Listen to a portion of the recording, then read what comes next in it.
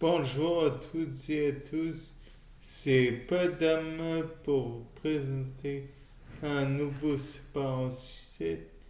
Et aujourd'hui, je me suis posé la question.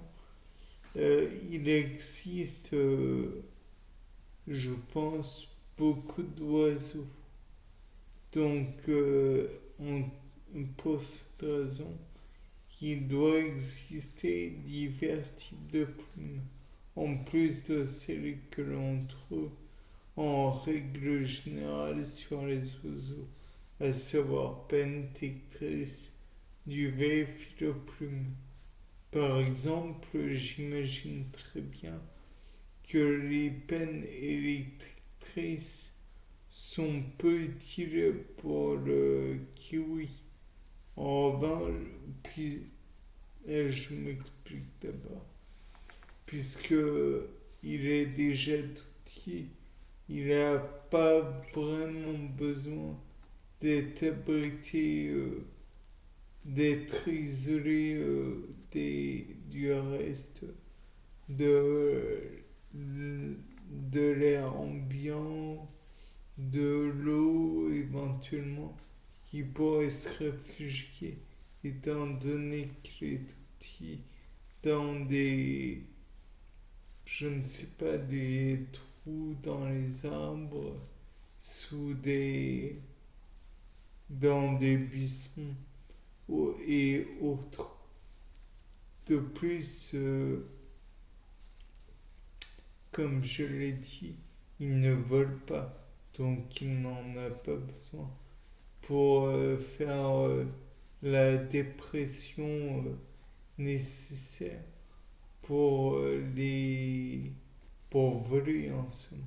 Dépression de l'air, j'entends. Si vous ne comprenez pas, je comprends aussi. C'est pas facile de piéger, mais globalement, il y a une dépression de l'air. Je ne sais plus si c'est en dessous ou au-dessus de l'aile qui fait que, eh bien, le volatile vole. Donc, de là, on peut se dire, le kiwi est un exemple particulier.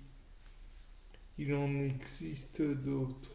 Par exemple, l'autruche, elle, elle a besoin, par exemple, de ses ailes, non pas uniquement pour voler, puisque l'autruche ne vole pas, mais peut-être en a-t-elle besoin pour parader, pour paraître plus grande, plus impressionnante qu'elle n'est.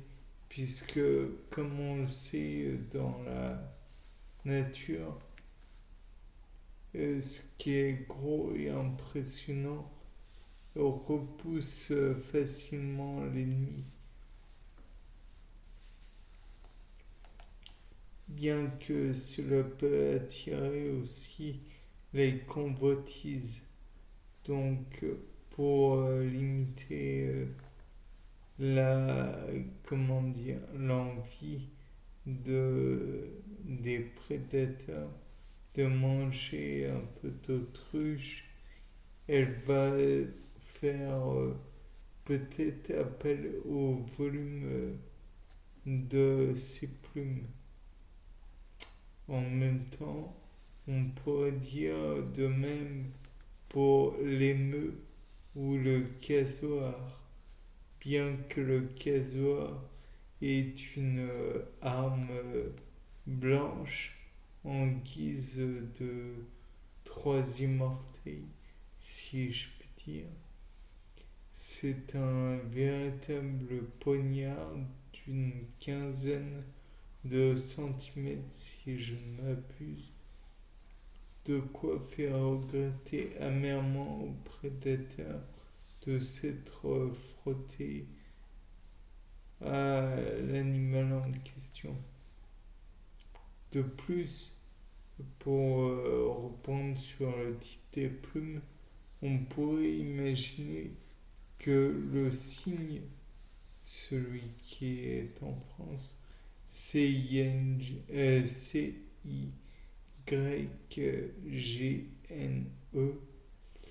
Donc, le volatier qui est en France, qui, je ne sais plus s'il va. Dans tous les cas, il est très territorial. Donc, encore une fois, j'imagine que le plumage a pour vocation d'impressionner, d'autant plus qu'il est blanc crème, donc très visible. Et donc, cela va d'autant mieux avec le caractère de l'animal. Il serait peut-être intéressant de noter ce qui pourrait produire cette agressivité. Peut-être produit-il beaucoup de testostérone. Peut-être est-ce qu'il a des glandes surrénales qui lui fait produire de la cortisone. Et comme vous le savez peut-être, la cortisone a cette fâcheuse tendance à rendre agressif, au même titre d'ailleurs que la testostérone. Dans tous les cas de figure, il est bon d'envisager d'observer les plumes des divers volatiles précédemment nommés au microscope optique. Puis on pourrait, selon la qualité de la plume, ou si elle est en surface ou en bas, en fonction de la strate à partir de laquelle on la trouve, peut-être essayer de la réduire en poudre, peut-être. Peut-être pourrait-on aussi faire une solution que l'on mettrait dans une colonne de chromatographie ou une chromatographie sur colonne. Je ne sais pas comment dire précisément, afin de voir les différents éléments qui pourraient être présents sur la plume. Peut-être pourrait-on y découvrir des éléments certes impressionnants, d'autres éléments peut-être déplaisants, du genre peut-être que par son train de vie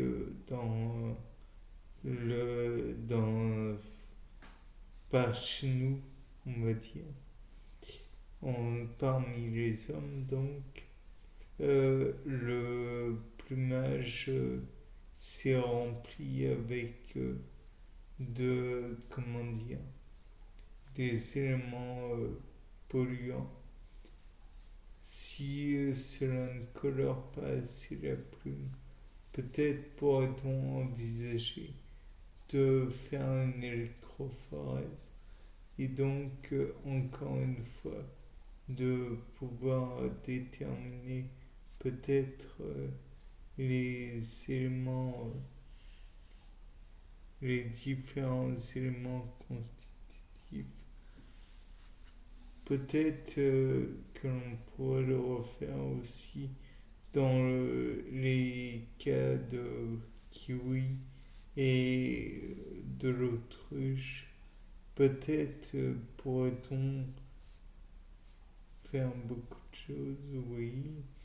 Non, considérer aussi que la plume pourrait être un enregistrement des divers polluants qu'il y a eu tout au long de la vie de l'oiseau à voir. Bien, c'était Paul Dame pour un nouveau sapin en Suisse. Au revoir.